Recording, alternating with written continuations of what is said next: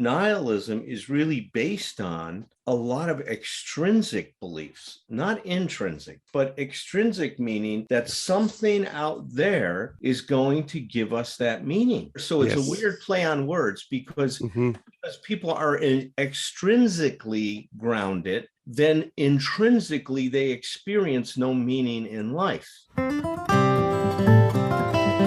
Bill Wilson, co-founder of Alcoholics Anonymous, wrote in 1952, "If we examine every disturbance we have, great or small, we will find at the root some unhealthy dependence and its consequent demand." Wilson suggested that if we could identify and continually surrender these unrealistic and unrealizable demands, that we may then be able to accomplish what he imagined to be the recovery's next frontier, something he called emotional sobriety. Flash forward 70 years and join psychotherapists and best-selling authors Thom Rutledge and Dr. Allen Berger, who have taken up the mantle of exploring Bill Wilson's new frontier. Welcome to Emotional Sobriety. Welcome to Emotional Sobriety, the podcast. I'm Thom Rutledge, and with me is our wonderful producer, Patrick Newman, and Dr. Allen Berger. How are you boys doing? Well, you go first, Patrick. You're excited. You got some new equipment. I got a new computer.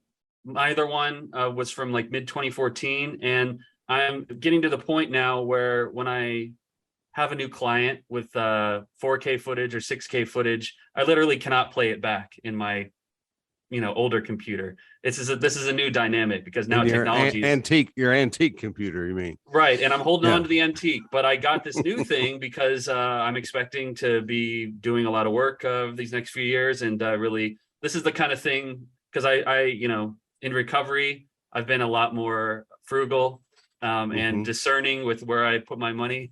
But I figure this is a great excuse to just, go hard. So this is in large measure. This is your career too. It's like you got to keep up. There's no, Allen's. I think Allen keeps up with technology as much as you do, but there's no explanation for that because he's old. But you're young. It's like well, you make perfect sense. It's like this. You need to be doing this. Yeah, I appreciate. Actually, it does make sense because I think Allen just gets fascinated with stuff like this. Well, yeah, I do, but I love to see. You guys can't see the smile on Patrick's face, but he's like a new kid that just came down, and it's Christmas morning. He unpacked it, and he has an Apple studio with a Samsung monitor. Yeah, and he is just tickled pink. I mean, very excited, which is great to see you excited. And it kind of counters what we're going to talk about today. We're going to talk about nihilism and emotional sobriety. Yes. And maybe you couldn't have two polar opposites or two things that are more polar opposite in one sense. But I think not. So this is why I'm glad we're having this conversation. Dialogue. I think not. Okay. Yeah. So we'll talk about it. But let me define nihilism for a minute, because I didn't know what it was until I went to the dictionary. But it's that you find no value or purpose or meaning in life. That, I had a patient that said it really, really well. She summarized it and said, life sucks and then you die. Life sucks and then you die. I mean, she was completely hopeless, despondent, did not see any. And the sad thing is, she ended up taking her life, which a lot of people with nihilism do. Is because they get to a point and they don't see any reason to live. They see themselves as a burden to other people, and they just want to stop the pain. They don't want to continue anymore. So that's, I think, would we all agree that that's a good working definition of nihilism? Well, I know that we shouldn't just get into the minutia of the whole discussion. That I think there may be I might have some differences in terms of how I understand that, but I think that's how it's defined. You go to the dictionary. I went to YouTube for my review today to find out about nihilism. Every definition said nihilism is the belief that there is no intrinsic meaning or value in human life. It's in life. It's like, and I immediately, me, I'm always picking at language. Immediately I'm going like, I don't think value and meaning are the same thing. it's like, you know, and I think the thing that happens is that people stop, and I believe this is a big part of what we do just as therapists, Alan, too, is there is no objective meaning. There is no other directed. There is no, what we're saying basically is that it's not a belief in God. It's like, that's when, you know, when Nietzsche said, you know, God is dead and we killed him. It's like, it's Viktor Frankl. Yeah. And Frankl, absolutely. And the thing about it is just because there is not, if we don't believe that there is meaning ascribed by something on the outside of us, and see, this is where the emotional sobriety comes in, is like we live our lives, and we've been brought to live our lives is to discover the meaning. What is the meaning? And if there's no meaning, that is, you know, and everybody competes for, we have the right meaning, we have the right value, we have the right God. But if there is no meaning that is assigned by the universe or by whatever this is we're doing, then it becomes our job to create it. It's the Viktor Frankl stuff. Exactly what you were ahead of me on that, Patrick. And the idea that if you're wondering what the meaning of life is, what does he say? It's like, remember that you are the one being asked the question. Right. What will the meaning be? And it's like, we get to create this meaning, and we don't have to depend on somebody else telling us what it is. Well, see, and you're right on with this. And see, I think this is going to be an important direction that this takes. See, what you're saying, and I agree with it, is that nihilism is really based on a lot of extrinsic beliefs, not intrinsic, but extrinsic, meaning that something out there is going to give us that meaning. So it's a weird play on words, because people are extrinsically grounded, then intrinsically they experience no meaning in life. Right. Yes. And it's a tricky little thing that we're going to be talking about here today, because what we know, based on even what Frankl's discovery was in the concentration camps, even under the most horrendous situation where it would be very easy to become nihilistic, given all the stuff going on around you, is he found people finding hope in living, finding hope, finding a purpose to live. Even in the most, you know, horrible, horrific situation that you could imagine that another human being would experience. So it's a very interesting thing, because I was going to say that too, is, see, I think nihilism is what happens when you are so emotionally dependent in life. Yes. Is that you keep looking right outside yourself for these answers, and they don't come. And instead of somebody saying, oh my God, what do we hear in the big book? Until I let go of my old ideas, the result was nil. These people don't realize that they're not seeing the world as it is. They're seeing the world as they are. Wow. Hey, and by the way, the nil verse, and of course we're talking about nihilism. It's like, you know, absolutely. Well, for me, I've been doing a lot of doom scrolling and on social media and scrolling. I like doom scrolling. Scrolling. That's a new hobby that Patrick is starting. He's going to have a group. Oh, an old hobby with new technology. Technology. He can do it faster than ever. But tell everybody what doom scrolling is, Patrick, because it's a great term.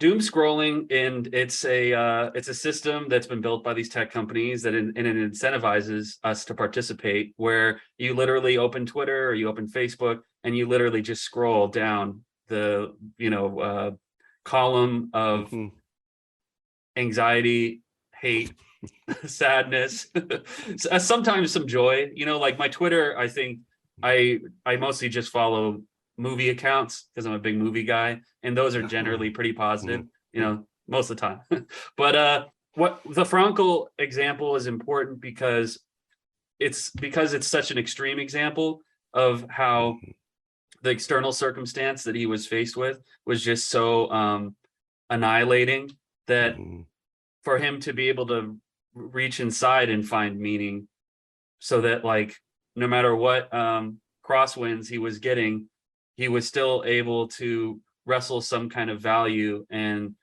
dare I say, joy from existing. even if the circumstance was so bad. And so I think, like, I just, with all this that's happening with the Supreme Court, with some of my expectations about living in a democracy and having some form of organization that's responsive to the needs of the people, and all of that kind of being upended, and it's very frightening. I have some inflexibilities about the reality of being a part of this country. I have a dependence, and I think that it's not to say that all the stuff that's happening politically is that it's wrong to feel depressed by it or to feel disappointed by it. But I think that when it begins to manifest in nihilism about existence, I think that there's something probably askew there in the way that I'm processing. Right. When nihilism takes, well, and I guess what we're making it clear that the problem, very often is the case. The problem here is not necessarily just the belief system or the philosophy of nihilism, but when we interact with that and we take it to a place where we are giving up. We are giving up our own choices, our own sense of responsibility to do what we need to do for ourselves, which, by the way, includes doing for others around us, because when we're doing for ourselves, we're living according to our own value system. And I know this of the three of us, each of our own value systems means that if we're doing for ourselves, we are in fact responding to the needs of others. I don't want people, because sometimes people can think we got into that with codependency back in the 80s and 90s, when people go like, oh, well, being codependent means I'm not supposed to give a shit what anybody else thinks. And not, it's like, no, that's not what this is. It's a matter of it's about being a lot more, a much more thoughtful about what is important in life and what matters. And it's really about not dealing yourself out. It's not about we don't tell people to not care about other people. I don't tell people to not care and not to respond and not do things for other people. I'm just saying, listen, you just need to include yourself in that flow, because that's what most of us have in common when we look at self-care and what we end up giving up on. We don't even get into the place where we feel like other people's, we get this really backwards thing where it's like other people's life look like they have meaning. We think mine doesn't.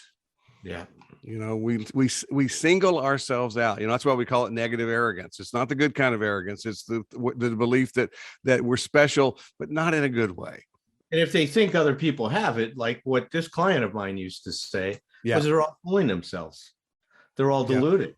Yeah. See, she thought she was the one that saw reality. Everybody else was kidding themselves. They were living a fantasy. Right. And that's the thing about this, is that, so it's very hard to be objective about our own beliefs. It's impossible. We can't be. We can be more. I think we can put a continuum on it. We can be more. Is that true? I'm not sure I'm right with the language, but more objective. And we can, I call it I use the metaphor from Patrick's world of film is like pan back. We pan back enough to where we can have a broader sense of the bigger picture. And that's what allows for the multiplicity that we talk about in emotional sobriety, is the idea that I can actually, what the cool part about this is we can have a part of us that is, completely, in the most negative sense, nihilistic. I'm speaking for myself, that just says, fuck it all. It's like nothing I do is ever going to make a bit of difference. I can have a part like that in there. And once I understand that that's not all there is to me, that there are other parts, there are other ways of looking at things, and there are other perspectives, even within my own consciousness, then I've got something to work with. You were saying something else, Patrick. Oh no, I just wanted to throw a couple things out there. One is that, this ties into my addiction I'm aware of as well, because when you're drinking, nihilism and kind of finding things in the world that will reinforce your sense of nihilism is a good way to keep yourself picking up drugs and alcohol. My alcoholism would promote nihilism to me any day of the week. I mean, just right. What difference does it make? What, why not? What the fuck? Why don't we have a drink? Yeah. Right. So for my particular isms, that is it ties into that. But then also the emotional sobriety as a correcting philosophy for nihilism, it comes back to expectations, right? Is that that's kind of the crux of it. Yeah. Well, and that's what we see. See, when someone starts to wake up and they come out of their trance, then one of the things they do see is that the expectations they had about how life is going to work are challenged to the core. I mean, right. They really are. We realize that we've had, most things quite backwards. Yeah. In our life. And it's a powerful experience. And I agree with you, Tom. How can you be objective? Because what we say is the consciousness that caused the problem can't really solve it. So, you're in that same dilemma. And this is where a new experience that creates new information becomes so important. Yeah. Well, and that's it. The key, what you just said in terms of the work that we're doing, I can think about that with just day-to-day life. I can think about that because our recent workshop is still on my mind in terms of some of the work we did with folks there. It's like always about new experiences. And we talked about that during the workshop, looking for what's missing. It's like, it's not always like, we look for problems. Because if you can't solve a problem that you can't define accurately, but we're looking, the best teachers I've had have taught me, look for what's missing, look for those experiences that you can, and what we do in therapy a lot of times is sometimes just cognitively, but more powerfully, like we do with our work, is experientially give that person an experience they haven't had before, so that they can feel it. They can feel it at multiple levels in their mind, in their heart, in their body, and then you let it do its work. I mean, what I've learned, and I've learned this is much more from being a client in that kind of therapy than anything else, is you got to, a lot of times this is about planting seeds. It's not like I have to figure that's one of the more offensive things for my left brain is that my recovery is not based on everything I have figured out. It's based on the willingness to show up, have trust other people to help me with these other experiences, and then see what happens next. Because I think nihilism, if we're really not, if we're not careful at all, the problem with the belief that there's no meaning, if I believe there's no meaning, it's like, and I'm living in the present moment, what I got to realize is that means I'm not in touch with meaning right now. And if I'm studying philosophy and I'm changing my mind and saying, okay, well, I don't longer think that the meaning comes from outside. I don't think it comes from a particular religion or political view or anything else. It's like that. I feel like it's up to me to decide and to create and to develop this from the inside out. Then it makes sense that a beginning point would be quite nihilistic. It would be, kind of an emptiness to start with. Right. And to the extent when you guys work with clients who have a strong nihilistic urge, is there like a common thread for like, what is the thing that's pulled them out of that tailspin? You'd said something, Alan, about introducing an experience, or there's some, well, that, what I was also going to talk about for a minute is that, steps 5 and 6, in the 12-step program are really powerful, right? We're entirely ready to have these character defects removed, and then humbly asked him to remove our defects of character, right? So these 2 steps, and we talked a lot about it when we were going through the steps and how they help achieve emotional sobriety. Step 5, Bill really says, become aware of the payoff of the function that your character defect served in your life. Yes. So if we followed that, why might somebody adopt a nihilistic approach to life? What could that possibly do for them that would make it an adaptation, right? That would make it something that they would choose to do in order to deal with the pain and anxiety that they were suffering in life. Well, let's think about it for a minute, because if you're nihilistic, it means there's no meaning, and that it protects you from being disappointed. It means in an unhealthy way, it doesn't do any good to have any expectations about anything. So it's almost like including of yourself. Of yourself too. It's like the it's like the negative universe, right? It's like it's like the anti-emotional sobriety thing about no expectations. But they do it in a way that's not serving you to better function in life. They do it as a way of giving up about life and not ever being disappointed. Because if life sucks and then you die, then you can't really expect much. I call it staying close to the bottom of the barrel. Is if you stay close to the bottom of the barrel, there's not a great distance to fall. It's not going to hurt as much if you just walk around. Allen, that's perfect. I did. You just brought back a memory for me.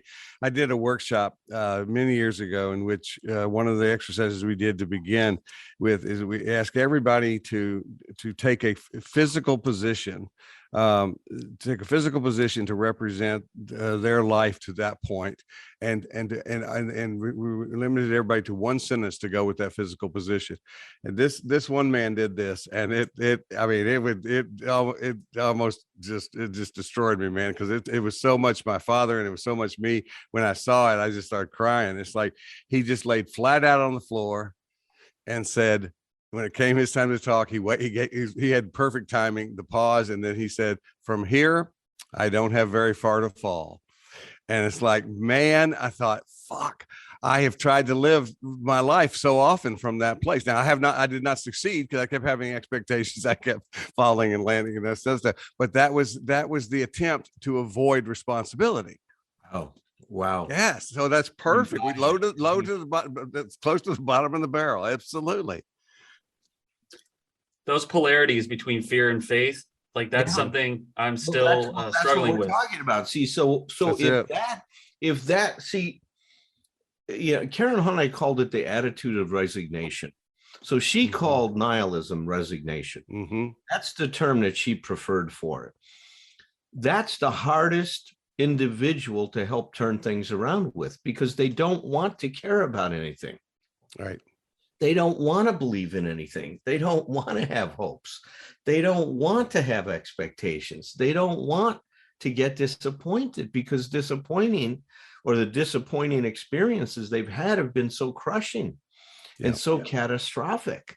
And so, how do you turn it around? Well, you got to get down to what some of those terribly disappointing experiences have been and start to understand how come this was the best solution available. Right. And the resignation, the word resignation, I'm glad you brought that up too, because that's one of the things, and I use this a lot, and I've come back to this a lot when we talked about Nathaniel Brandon and I hear from Roger on the Thursday night group is about what true acceptance is, and what I realized through somewhere along the line is that I was mistaken. This is where it's so important to get our terms correct for our personally, subjectively, is I was mistaking acceptance for resignation. It's like it had that feel of this is an end point. It's like and again, I don't know. I maybe Nathaniel Brandon said it first, but I always credit it to Roger Andes, because it's his voice on my committee that says that change always begins with genuine acceptance. You have to have genuine acceptance. The simple as this metaphor is, if I want to get someplace, I have to know where that place is. Yeah, that's good. But mostly in that moment, I have to know where I am now. I have to know the truth of it. And it's like, and it's, and this is one of the scary things, and we're not, by the way, we're not preaching or selling the idea, any particular point of view here, or belief system, spiritual belief system, or philosophical belief system.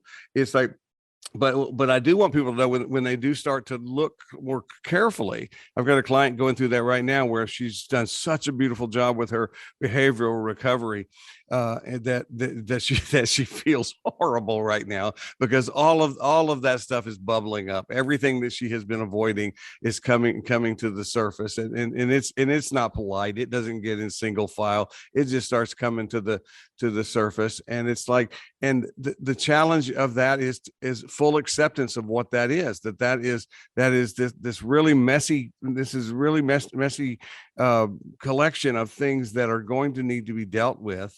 But that's not an endpoint. That's the beginning. I get the sense that you guys do not have a lack of meaning, of inner purpose, and that makes it easy to not coast, off to a nihilistic point of view, because you don't have to go very far to lock in to like, okay, what am I doing? Who am I helping? It's been but cultivated. It's not that simple. No, because I was going to say no. I could describe some of those feelings I had this morning. I don't have to go very far back. I mean, it's like I deal with whatever. I don't know how much of this is sometimes just it's hard to know exactly how much of this is my brain chemistry and how much of it is the psychological work I'm still in the process of doing. But my experience, and I've mentioned this here before that my depression or thought processes that I associate with depression and which have a lot to do with disconnect from meaning and things like that is most often harder in the mornings for me. And it's like no, no,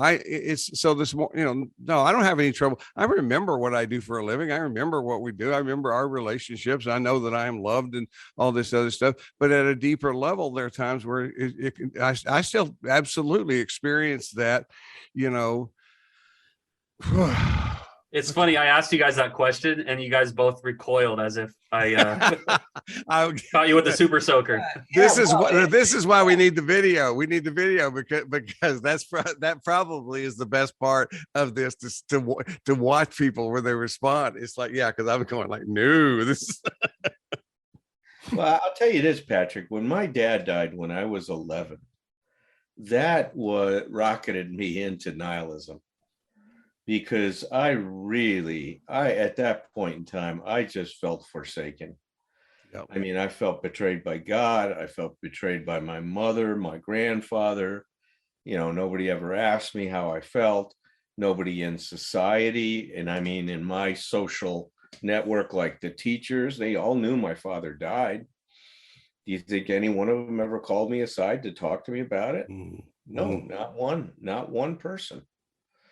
So here I am at 11 years old dealing with, my hero, the loss of my hero, my dad. And he was that kind of dad. He was an amazing guy. I looked up to him for so many different reasons. Bronze Star recipient from World War II, loved to hang out with his kids on the weekend, took us to museums, Lincoln Park Zoo. I mean, went tobogganing with us in the wintertime, and we'd go in the morning and we'd come home frozen at night. We just hung out all day long, and mom had that wonderful cup of hot chocolate waiting. I mean, life was good, man. Life was good. And then all of a sudden, bam, boom, it was turned upside down. And at that point, I became quite nihilistic. I was depressed. I wouldn't have been able to tell you that. Depression in children shows up very different than it does in adults. I was acting out all over the place. I was angry. I started drinking at that point in time. I dropped out of school. I didn't see any future. I joined the Marine Corps because why not? I mean, I thought at least I could go do that, and listen, a guy that doesn't swim joins an amphibious fighting force. Not a good idea. I was the only Marine that failed in drown proofing in boot camp. And they still, put the that's right. You don't float, do you? I don't float. I sink for some reason. Burger sinks. That's right. I remember you talking about. They still put the Globe and Anchor on me, when I finished boot camp, even though I failed drown proofing. The drone just said, "All right, well, if the boat goes down, Burger, you're dead." That's not. I mean, that was the conclusion. So that didn't stop. That didn't factor into your brilliant choice at the time. Yeah, I got you. Obviously, it wasn't a well thought out choice. I mean, I don't know. Army would have been fine, right? I mean, but somehow I had to be a Marine, right? That kind of a thing, because I was looking for something to do to feel good about myself. But I wasn't even that optimistic I would finish.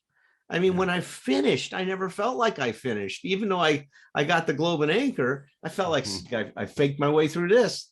Now, I don't know if you can fake your way through boot camp, by the way. I'm not so sure that's a possibility, because these guys keep a pretty close eye on you.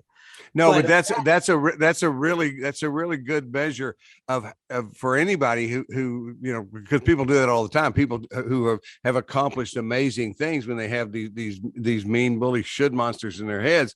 It's like the facts don't matter. It's like, the idea that, it's like, how do you, I get it that there are some few classes in my life that I bullshitted my way through. I'm pretty sure you don't bullshit your way through boot camp as a Marine.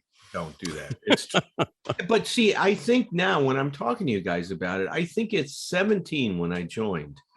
There was a part of me looking for meaning. Yeah. I had lost it.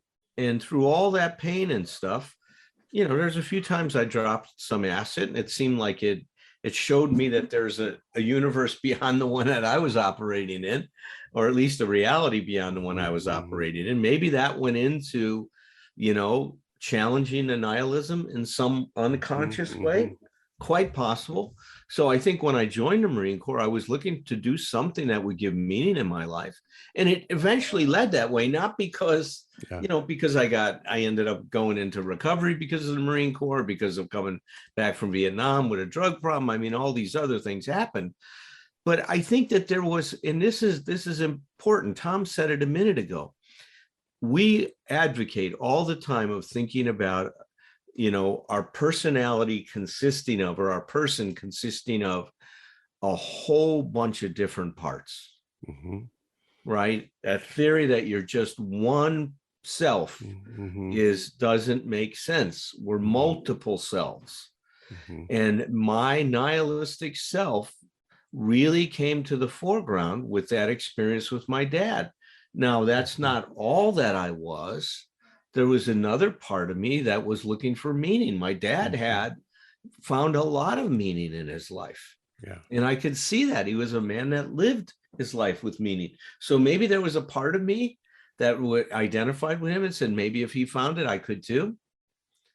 Well, but that's a really good point, Alan, because you were 11, right, when he died? Yeah, 11 years old. I've seen this from other people. I've experienced it myself. It's like, it's not just the didactic stuff you get from your parents. You absorb your parents, the good and the bad, the healthy and the sick. It's like Sheldon Kopp, the author of, among other things, If You Meet the Buddha on the Road, Kill Him. It would say, if for those of you who worry that your parents are inside of you, relax. They are.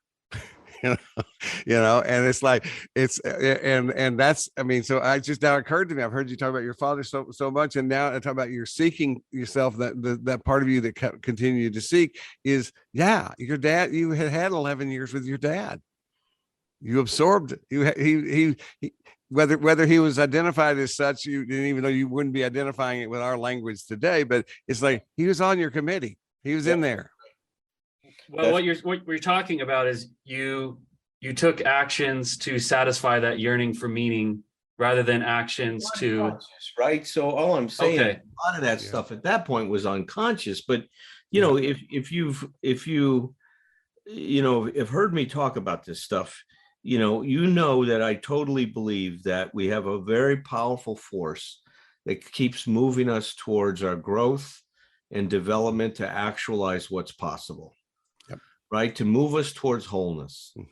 Well, part of that wholeness is finding meaning in life. Dr. Viktor Frankl made his whole therapy, logotherapy, was about helping people find meaning in their life and purpose in their life. I mean, that's how central and important an experience it is in life. As Gestalt therapists, we know that we are meaning generators. We look at a situation and we look at it and see what it means to us, right? Our perception is to project a lot of meaning into this world. And we're constantly, doing that. So all these forces, I think, are inside of us, but we can go off on that tangent that I went off on for a long time, Patrick. That's why I kind of, like with Tom, we both kind of jerked back, because I have a nihilistic self. It's a lot less powerful and a lot less an essential part of my person today, but it's still in there. Just like Tom was saying, that his is still in there too. I think I still have an unrealistic fantasy about well, can I just make a decision and then just like, put a pin in, the evolution or de-evolution of the things I care about and the way I'm organizing my life. Like, okay, I've decided that I'm sober. I've decided that I'm an optimist. I've decided, but these things are challenged every day. But you can, Patrick. It's like, see, that's the thing. When you think about, I often call that part of us, that one the one in charge, is the decision maker. I think I named him that in the self-forgiveness handbook. It's like the decision maker is, but go back to the acceptance. But the other thing we accept along with that is those other parts have not gone away. They're all going to still be talking, milling around in the back. They're going to be occasionally trying to elbow us upside the head and carjack us and stuff like that. So that's where it gets to that daily practice. The whole thing we were talking about over the weekend workshop of just, a concept is useless or even dangerous if it's not translated to practice. And so, it's because, I mean, the truth is you have, and I tell people that, I say, now, look, I don't want to piss anybody off in AA, but I'm going like, if you say, if you think, if I don't just not drink one day at a time, it's like I call it a policy decision, now it's a policy. My policy decision is I don't drink. And I have no intention of drinking, and I have every intention of not drinking for the rest of my life. Now I have heard, I've seen people from AA recoil when I say that, but I'm not, but it goes with one day at a time. One day at a time, I reinforce that. One day at a time, I do that, because the alternate version of that is I can't even imagine what my life would be like if I did that. If I redecided every single day whether I was going to drink or not, I mean, oh God, I'm sure I wouldn't be sitting here with you guys right now. Whether I would still be alive, I have no idea. But it's like, no, it's so you do, and I have decided the things that I value, the idea, the things that matter to me, get up and practice my emotional sobriety every single day, that kind of stuff. Those decisions are solid. What you have to add to that, in my opinion, is you just accept the fact that these other guys are going to be milling around, and they, those other parts of you have not necessarily made those same decisions, but they're not in charge. Yeah. Allen's nihilist is not in charge. My depression, not in charge. Right. Really doesn't even really have a vote anymore. But he I can't shut him up. Yeah, the Jack Trimpey, who's a social worker, he has this other approach. He calls it the rational approach to recovery, right? Yeah. And he calls that the big decision. Yeah. Instead of the little decision is 24 hours a day. He says that if you're gonna beat the beast, that's what he calls alcoholism, the beast. You have to make the big decision. You have to say, I'm not drinking the rest of my life. Now, I like how you've combined both of those into, I'm not going to drink the rest of my life. Every day, I'm going to recommit myself to that process. Yeah. But I know that that's not a part of the deal for me anymore. Right. That's where I call it the policy decision. Yeah. Well, then the name of the book you and I have passed it back and forth and around, and still haven't published it yet. But it's called The Recovery Decision. It's based on that stuff, and it's like we need to get that out sometime. It's like because that's what it is. And I thank you, because I never thought about that then in terms of combining both of those. But it's like, but it really, it's so much less stressful to have that big decision that Trippy's called it, and the policy decision, because I think he's great. He gets criticized a lot because of his criticism of AA. He says, I don't know if we need to call this thing a disease or not. He says, but we do need to talk to it. Well, this is convoluted, but I will be critical of people who criticize AA, because most of the people I hear criticize AA apparently haven't been in AA meetings very much, because their criticisms are so off That's right. One of the main criticisms I hear people say is, "Oh, I don't go to the AA." They just make excuses for people. I'm going like, "Oh my God, you've never been to an AA meeting." It's like, yeah. That time I watched your facial expression, Patrick, when I said that about excuse. No, they're gonna AA airs in the other direction. They won't let me off the hook when I should probably be let off the hook. I wasn't looking. What did my face do? It was just sort of, it was a recoil. Exactly what you said. Oh no, but I agree with you 100%. Yeah. I was going to say the tragedy of people who lose the fight with nihilism and take their own life. I mean, I suppose it's horrible. Yeah, but it's a signal to us to never let our guard down and to take that shit seriously, because it's like the deepest cut in the world, right? It's exactly if you have that to be or not to be part of your committee, and this is one of the things I really have. I do believe that people either seem to have that on you either have a suicidal guy on your committee or you don't. Because I've talked to people who have stories that in terms of pain and suffering and dwarf mine. And you can ask them, have you ever thought about ending your life? And they'll look at you like, talk about recoil. They'll go like, what? No way. And it's like, I don't, they're just different from me. But those of us who have it, it's just there. It's just like, so any of those, that's what we always want people to know. Any of these guys that we discover along the way, and we're not making anybody crazier than they are. These are not real guys. These are metaphors. But it's like, if you have that guy who's eyeing the back door and thinking I always have that, it's like, I don't think for most of us he ever goes away. It's like, and so just like I say about my alcoholism, I don't want to live in paranoid fear of it, but I never want to be without appropriate caution. And same thing goes for my depression. The same thing goes for my nihilism. It's like because is it likely that I would ever be lost and isolated? That's the killer right there. Isolated enough to where I could take my own life. It's like I can't imagine that at this point in my process and where I am right now. But is it possible? This is what my humility tells me. Yeah. I would never rule out that as a possibility, and I need to be aware that that's not a negative thought. That's an intelligent thought. Right on. Now, the final thing I want to say before we wrap up our show tonight is I believe, and I strongly believe this, that emotional sobriety is your antidote to nihilism. Yes. Because emotional sobriety teaches us how to cope with disappointment. Mm-hmm. It teaches us how to have meaning in life I love what Herb Kagan said about this, and I hear it now, being resonated by a lot of other therapists, is that emotional sobriety gets you aligned to life, gets you aligned to reality. So there's a lot fewer disappointments. There's a lot fewer disappointments coming out of this shouldn't be the case. This isn't supposed to happen, because we get rid of the supposed tos and the shoulds. Yep. So now when it happens, this is happening. A lot of times I don't like it. I can still be disappointed, but now I don't let the disappointment define me.